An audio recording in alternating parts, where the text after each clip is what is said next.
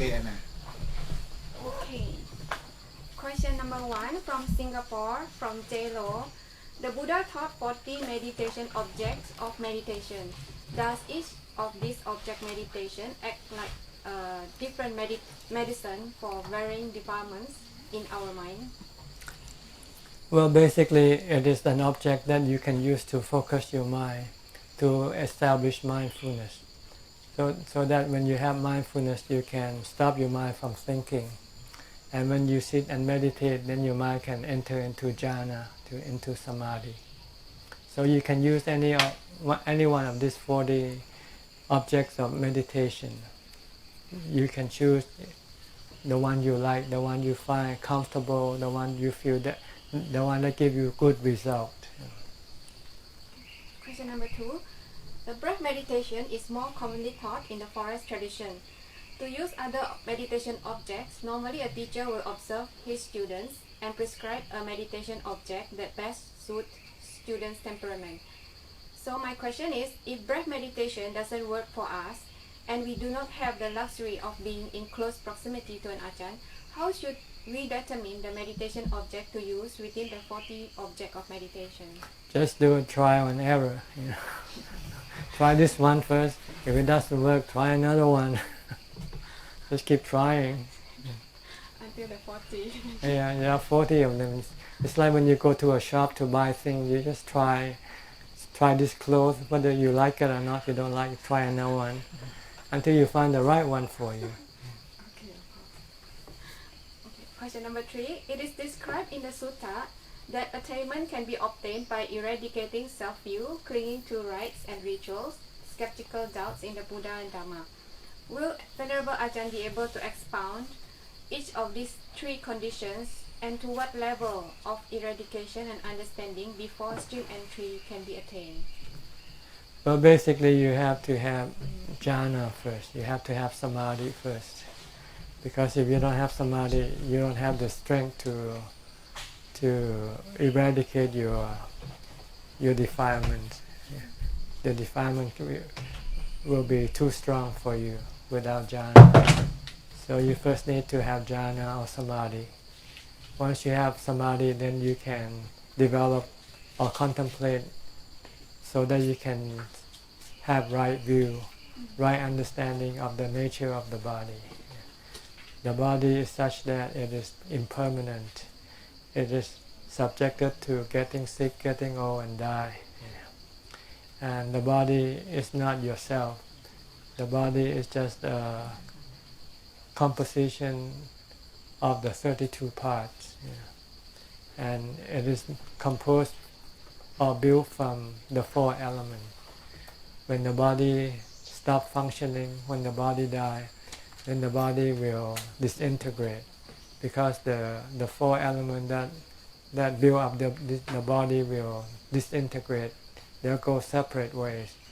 The fire element will go away, the water element will go one way, the air element will go another way, and the earth element will go the other way. So if you contemplate and investigate the nature of the body, you will see that it's just made up of the 4 elements, and it's not you. You are the one who thinks, the one who know this body, but you are not the body. You want to separate you from the body, so that once you know that the body is not you, then you can let go of the body, accept the truth of the body, that the body will have to get sick, get old, and die. So when you accept the truth, then your mind will not be hurt by the sickness, by the aging, by the death of the body. If you can do this, then you have let go of your attachment due from wrong view. Wrong view will tell us that the body is me, myself. The body which will not get sick, will not get old, will not die. So when you have this view, you cling to the body and have the desire for the body not to get sick, get old, and die. So when the body gets sick, get old, and die, you become unhappy, you become sad, because you have the desire for it not to get sick, get old, and die. But if you have the right view that this is the way, the nature of the body, that it's gonna get sick, get old, and die, and it's not you, so you don't have to worry about it. Let it be. Let the body get sick, get old, and die. Then you will not be hurt by the body sickness or death. And you will come to see that the truth of your suffering or stress arises from your own desire. Your desire for the body to last, to not get sick, not get old and die. But this is contrary to the truth. If you want to get rid of your stress that arises from your desire for the body not to get sick, get old and die, then you have to see clearly, truly that the body will have to get old, get sick and die, and there's nothing you can do about it. Only thing you can do, the proper thing to do is to accept the truth. Because once you accept the truth, then you eliminate the stress in your mind. Because you stop your desire for the body not to get sick, get old and die. So once you have seen the Four Noble Truths, then you have no doubt in the Buddha, because the Four Noble Truths was taught by the Buddha. So if the teaching was taught by him, then he must be the teacher. So there must be a Buddha. It's not something that some people create out of nothing. It's the truth. There was a Buddha, and this Buddha taught the Dhamma, which is the Four Noble Truths. And the person who perceive, experience, realize the Four Noble Truths is the noble disciple. It's the one who can get rid of his wrong view, get rid of his attachment to the body, and get rid of the desire for the body not to get sick, get old and die. Then he becomes enlightened on the first level, on the level of the body and of the feeling. So he can let go of the five khandhas. So he becomes a sotapanna. Once he knows that all the stress, all the problem arises from his own desire and nothing else, and then he would not have to use rites and ritual to help cure his problem. People sometimes think that they have problem and they have to go and do something to allay something, some forces, some spirit or something, so that their problem will disappear. But the problem arises from our desire. The stress, the suffering arises from our desire to have things going our way. Once things don't go our way, we become troubled, and we want to fix that trouble by trying to do some form of rituals, like kill a sheep or something. Maybe will make things better. Once you have seen the Four Noble Truths, then you know that the problem is in your own desire. The desire to be or the desire not to be, or the desire for the sensual gratification. If you could not have this thing, then you can become sad or unhappy. So you want to kill this sadness and unhappiness by trying to go fix the other things that makes you sad. But you didn't know that they're not the problem. The problem is your desire for those things to be according to what you want them to be, And when they don't be what you want them to be, you become sad or unhappy. So if you want to be happy, then just leave everything alone. Don't have any desire for them. Don't depend on them to make you happy. Don't depend on anything to make you happy. Then when you don't get it, you will not be sad, because you don't have to rely on them. So this is basically what will happen once you contemplate the nature of the body, until you see the stress in your mind, what arises from your desire of toward the body and toward other things. And they cannot be according to your desire, because the truth is everything will rise and cease, everything will come and go. But our desire, once they come, we want them to be with us all the time. We don't want them to disappear, separate from us. But once we see the truth that this is not possible, then we stop our desire for them to last forever. We accept the impermanence of their status, that one day they're gonna have to disappear, to dissolve like the body. One day it's gonna die. But once you accept it, then there will be no stress in your mind. You will feel nothing toward the death of the body. So this is basically the practice on the contemplation of the body, on the five khandha, to let go of them. Then you will be free from stress and suffering. Question number 4 from Brazil, from Mr. Ignacio. After practicing Anapanasati for a few years, focusing my attention on relaxing the breath sensation, now I find I'm controlling my breath even when I'm not sitting meditation. My breath becomes unnatural and uncomfortable over these years. How can I let go of this control and breathe comfortably again? Just don't focus your attention on the breath. Focus on your body instead. Just watch your body movement. Whatever your body do, just watch your body. Question number 5 from Malaysia, from Miss Tan. On the last Q&A session, Ajahn mentioned that we should focus on one object until the mind enters into absorption. Does it mean at the point of absorption, mindfulness and focus will naturally shift from the object to the absorption? When the mind fully absorbed, then the mind let go of the object of the focus.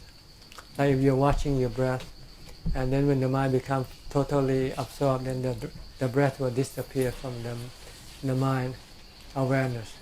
All that is left is just the knowing or the emptiness. Question number 6. My object of meditation is the skeleton as it appears quickly when I close my eyes during the sitting. Should I focus on the skeleton as a whole or scan through it by part? You should fix it on one point. Don't scan. Don't let the mind work. Just let the mind watch. Just watch the whole skeleton of any one part, like the skull. Just focus on that. You want to fix the mind. You want to still the mind. You don't want to let the mind move around. You want it to become still. So you need to fix it on one part, whichever part you like to fix upon your attention. Question number 7 from Madeira, Portugal, from Mr. Philip. Sometimes I can bring a feeling of upekkha into my heart when I want. I would like to know that in the moment of death, do I bring that feeling of upekkha and at the same time focus in the thought of putto putto to help me to have a good rebirth? But if you have upekkha, you don't need putto, because you do putto because you want to have upekkha. So if you can have upekkha, then you will have a good birth after you die. Question number 8 from Penang, Malaysia, from Mr. Max Lee. I'm now following your instruction, leaving behind my old instruction, because in the past I always work on vipassana all the time and I cannot progress in my meditation. So he has 4 small questions somehow. I have this sequence. In the beginning, do I do some chanting, then switch to putto, then to breath? Is it the right way of doing? If it gives you the result, then it's the right way. You should have to see the result. If it can enter your mind into full concentration, then yes. But basically that's what the step is. First you chant, then you use one mantra, then you can stop your mantra and then watch your breath. And then just stay fixed on the breath. Then the mind will eventually enter into concentration. absorption. His second question: when using of those three methods, when thought arises, I ignore all thoughts that arise and go back to my meditation object. Is it the right way? That's right. You don't want to follow your thought, because once you start to follow your thought, then your mind become agitated, and it will not become still. It will not become absorbed. Don't follow the thought. Stay fixed with your meditation object. His third question: when I'm reciting the Bhutto method, when and how can I switch to in and out breath method? Anytime you want to. Sometimes people feel uncomfortable watching the breath, so they use the mantra first to calm the mind. Once the mind feels calm enough, you feel like stopping your mantra, then you try to see if you can just watch your breath instead. So it's a trial and error. Yeah, pretty much. Yeah. So his fourth question: when I focus on my nostril of the in and out breath, I can feel the in breath very clearly, but I cannot feel my out breath. Why? Maybe because it's not clear like your in breath. So don't worry. Just beware that it is such, and just stay focused on the breath. Keep on focusing on the breath. Question number 9 from Los Angeles, United States, from Mr. Sam. I have a question about Buddhist life. My parents disapprove of me dating my girlfriend because she has a child from her previous relationship. And my parents said that by dating her, I'm creating a sin according to Buddhism. Is this true? No, in Buddhism we have the third precept, which means to abstain from having sexual misconduct. Sexual misconduct means to have sexual conduct outside of marriage. If you want to have sexual conduct, then you should get married, have a proper partner. If you have different partners, you keep changing partners, sleeping with different people, then it is taking the nature of the animal. If you want to maintain the nature of the human being, then you should stick to just one partner. Question number 10 from Brazil, from Mr. Eurico. Is it possible to gain any insight without jhana, or even when one is not meditating? It's possible, but it's very hard, very rare. Some people could see something and then become enlightened without having any jhana. But then there's a question. Maybe he already has jhana and he doesn't know he had it. Some people might be calm enough to be able to see things clearly, so he doesn't need to practice jhana. Yeah. Like some people talk to the Buddha, ask a question, and the Buddha gave him the instruction, and he suddenly become enlightened. Yeah. But this is on an exceptional case. For most cases, I think we need to have samadhi or jhana before we can develop panya or wisdom. Question number 11 from Malaysia, from Mr. Siu Chu Ting. I'm always not satisfied with whatever I have done in the past, and that caused me to have a lot of regrets and guilt.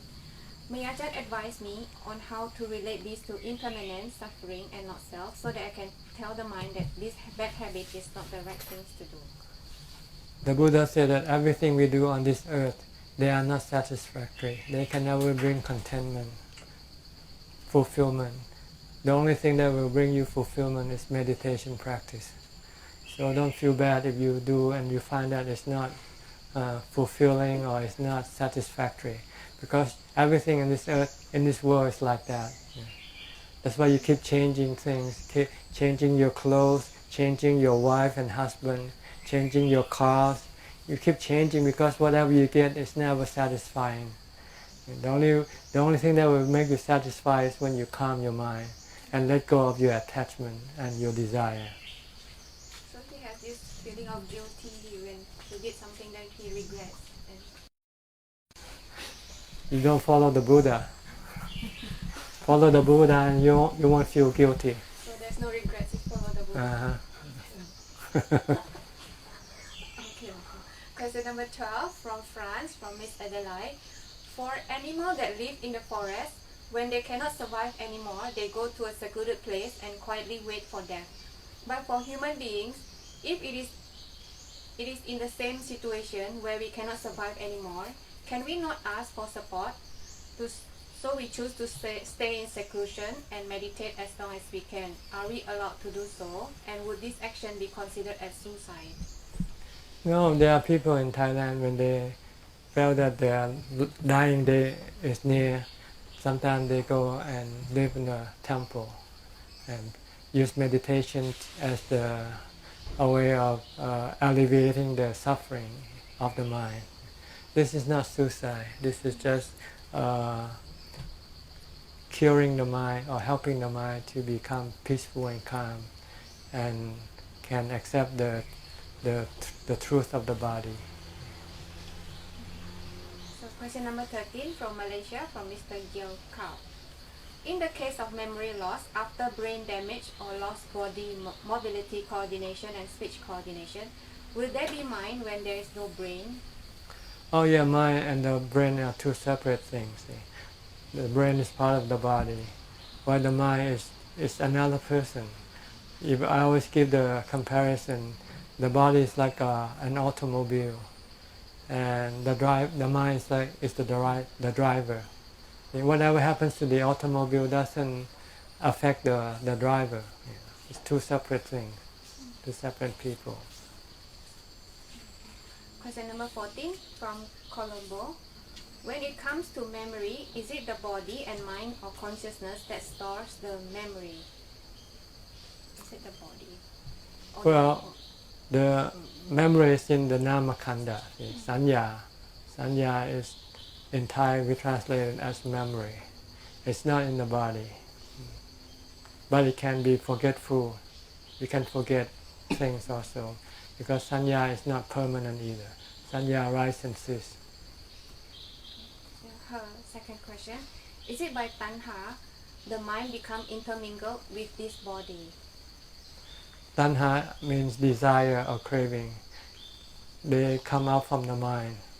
And this craving then lead the mind to go have contact with the body, to possess the body, because it needs the body to achieve its craving. Like if you want to see a movie, you have to have a pair of eyes. And so in order to have a pair of eyes, you have to have a body.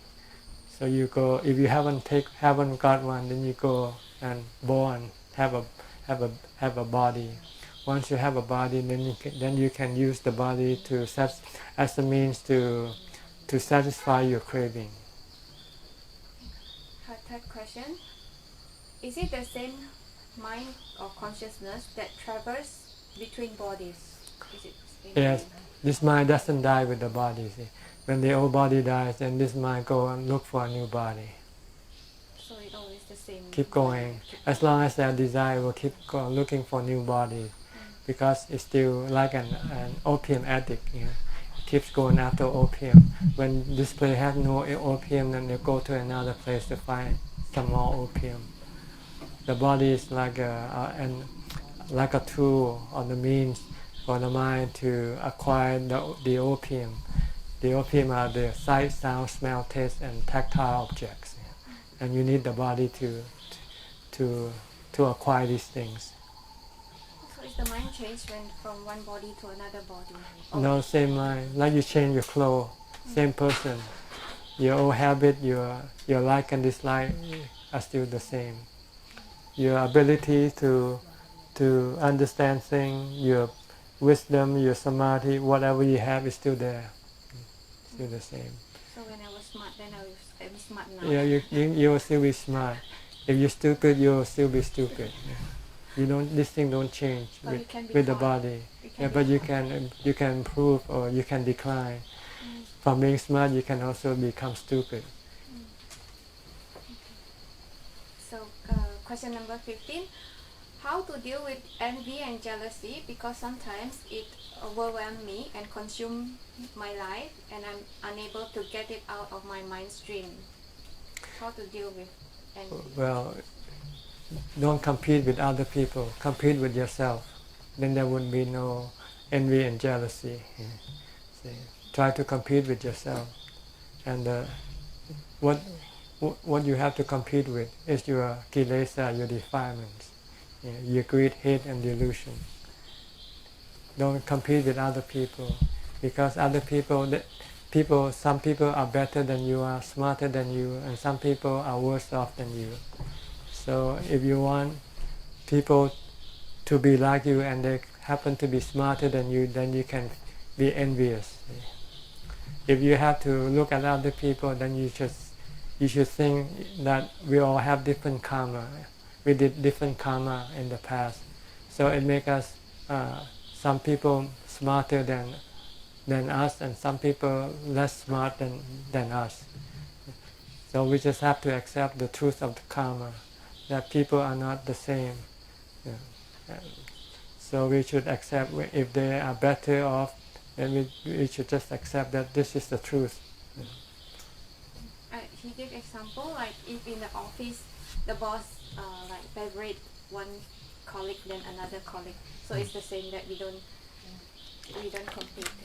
He must have done something to please the boss, and you did something to displease him. So we just ignore it. Yeah, ignore or fault yourself. Don't fault other people. If you're not good enough, then you should improve yourself. Work harder. So the boss will like. Yeah, Okay, I think that's all for today's. And from YouTube. Oh, thank you. Ajahn, if we practice and keep hope on dana, sila, samadhi, and panya to win the conventional world, is this correct way of life?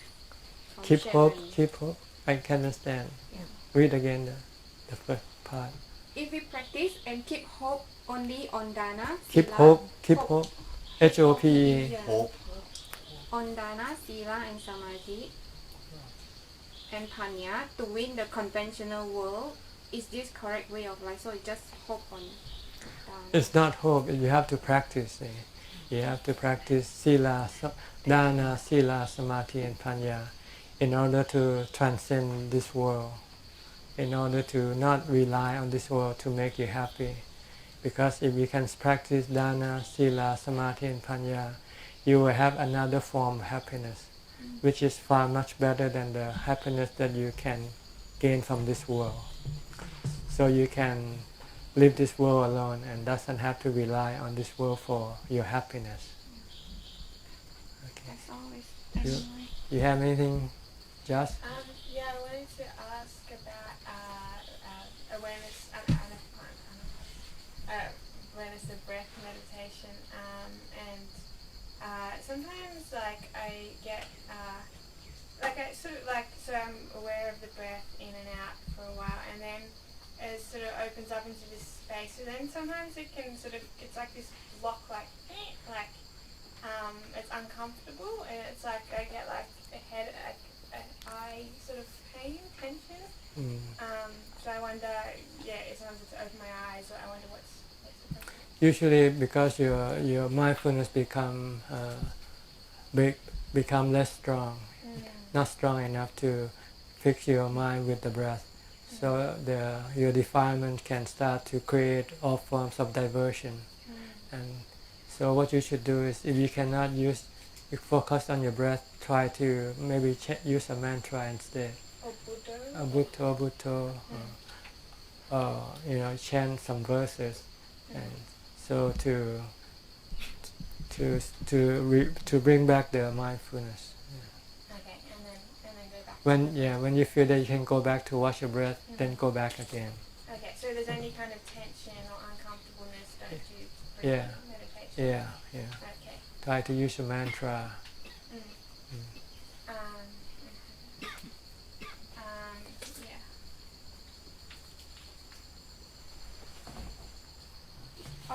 It's kind of a funny thing, but just today, like it doesn't usually happen to me, but in the morning and also daytime, like these dogs were all like running at me and barking at me and like almost like jumping up, and it was really strange. And I wonder if, and it was like I sort of changed this meditate, like doing more sati, I wonder if, like, because usually, like, I just keep measuring it. It was funny. I wonder. Well, just observe things and just be aware of them and let go of them. Just accept them for what they are. If you have dogs coming around, okay, accept it, and look at it as something passing. Now they are gone. When you're with them, you just try to maintain your serenity, maintain your calm. That's the purpose. Under every situation, the goal is not to deal with the situation. The goal is to maintain your serenity, maintain your calm, by letting go of everything. Because as soon as you have like or dislike, you will lose your serenity and your calmness. So don't try to like the situation or hate the situation. Just accept the situation as they are, by merely knowing, being aware, like being aware of your breathing, your breath. Every situation is like a breath. Just watch, just be aware, don't react.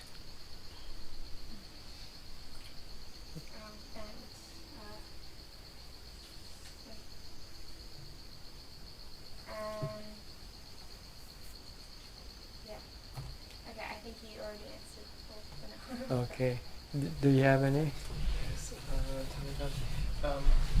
I've been meditating for about 15 years as a Buddhist, and I have some concentration so that I found some pleasure independent of central pleasures, and I found just enough wisdom to keep myself free of relationships, sensual and sexual, and to maintain the 8 precepts. Mm-hmm. But could you explain the gradual path for actually removing them? Will there be one day when these thoughts stop arising, or do I just keep... Well, you have to intensify your practice. You have to intensify your test. See? Like you have different level of testing your mind. See? Right now you have come up to this level. If you want to move up, you have to increase the intensity of the test. That means you have to give up more of the things that you love, like your body. Are you willing to give up your body? Are you willing to give up the good physical feeling and endure the bad physical feeling? Like sitting for a long time without moving, should the body get painful, just try to live with that pain and not try to run away from it. So this is what you have to do. Increase the test your mind. You have to make the test harder. So sit for 3 hours or something, or 4? It's not the hour, it's the pain that arises. I see. If you sit without pain, then it doesn't... That's my practice. I don't have pain. Because sometimes you fall asleep, or you enter into calm quickly, and then you will not feel the pain. So try to sit without enter into jhana or into samadhi. Just beware of the body, and then eventually the pain will slowly build up. And then when it builds up, try to use your mind, teach your mind to learn to accept the pain, not to resist, not to run away from the pain. Just to remain calm as if there's no pain. You have to learn to live with pain, and also learn to live with death. Death is like you should go find a place where you feel scared. Go there, and if you feel that you might be losing your life, then see if you can let go of it, willing to let go of the body. If you can, then you will move up to a higher level of what you call achievement.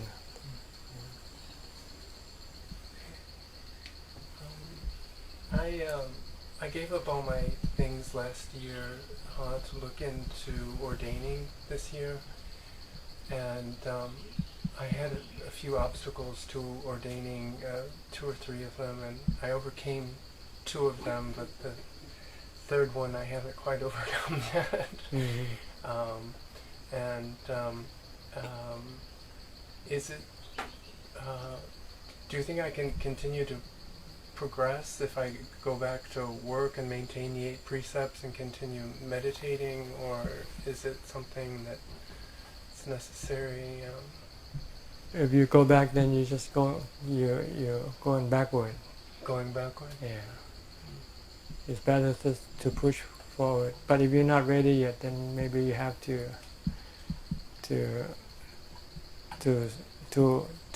stay the course first. But if you feel you're ready to move forward, then you go. This is one of my obstacles was that I had epilepsy when I was younger, and during the course of my meditation practice, I was actually meditating when this was about 15 years ago, and I was able to stop it and heal it through meditation, and I've had no symptoms ever since. But I guess I have this doubt in the back of my mind before I ordain if I'd ever have problems. So I was thinking of getting my pension, so in case there were problems, I could at least have that. I'm not far away from getting a pension, so. Okay, that's not a bad idea. That's not a bad idea? No, not a bad idea. Okay. Because you don't know what's going to happen in the future. No.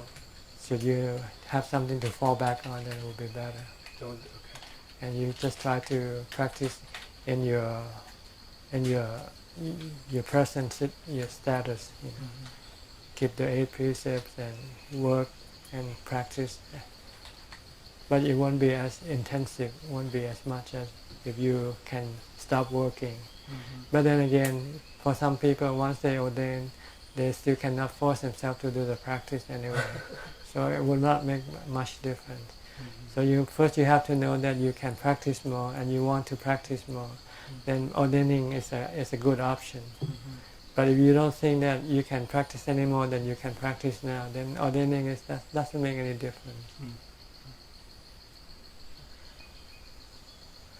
Because sometimes when you ordain, you start to worry, and this can be an impediment to your practice.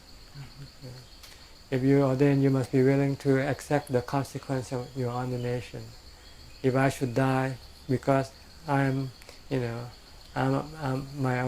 as a monk, I'm willing to die as a monk, and I use death as a path to my enlightenment. Because most people, a lot of people become enlightened because before they die. Reflecting on their own death while they're dying. Yeah, because they see the truth. See? Right now we're just thinking about the truth. We're not facing the truth yet. But when we know we're actually going to die, then maybe the mind will then see the stress arising from the attachment and want to get rid of this stress by letting go of the body. And then he can become enlightened. He can become not stressed at all by the death of the body. When you say that the mind never dies or doesn't die, how does that square with the idea that Buddhism is not an eternalism and anatta, the sense of no self? Could you explain that? Yeah, because Buddhism teaches on two things here. But most of the things that we hear is the impermanent, the anatta thing. We never heard of the eternal thing. So the mind is eternal, it's forever, it never dies. Besides the mind, there are the other 4 elements. The element, they don't die. They always remain elements. The earth always remain earth, solid. Water always remain water, liquid. And fire always remain fire. Air always remain fire. But when they come together, they create the trees, the body, the people, things. Then when they come together, then they will have to disintegrate eventually. So they become impermanent. See? The thing that they build up will become impermanent because they will separate. But these 4 elements, they are forever. They are always there. And the mind is the 5th element. The 6th element is the space. See? All these 6 elements is always there, internal. Wherever you go, you'll find the 6th element in different shape and form when they combine. Like your body is formed by the 5 elements: the earth, water, fire, and air, and the space element is always there. These are all internal. The space is eternal, see, but we don't see it that way. We never look at it that way. Because we see the space as empty, so we don't think it's anything. But it's something, right? It's space. It's something that the four elements has to have in order to exist. If there's no space, where are you going to put the four elements? So, see, when the Buddha taught of the impermanent thing, because we cling to them, see, and they are the problem. We have to teach the mind to see the truth of this thing that we cling to, that they are impermanent, they are not self. They are just nature, really. Everything that we have here, even our body, is part of nature. And the nature building block are the six elements. And these building blocks of nature, they are permanent. They are the God, they are the creator of everything. And they are also the destruction of everything, the destroyer of everything. And really, because when they come together, they create. When they separate, they destroy. Right? Your body, eventually, the four elements will separate. Then they destroy this body. But when they come together, they create babies. Come out.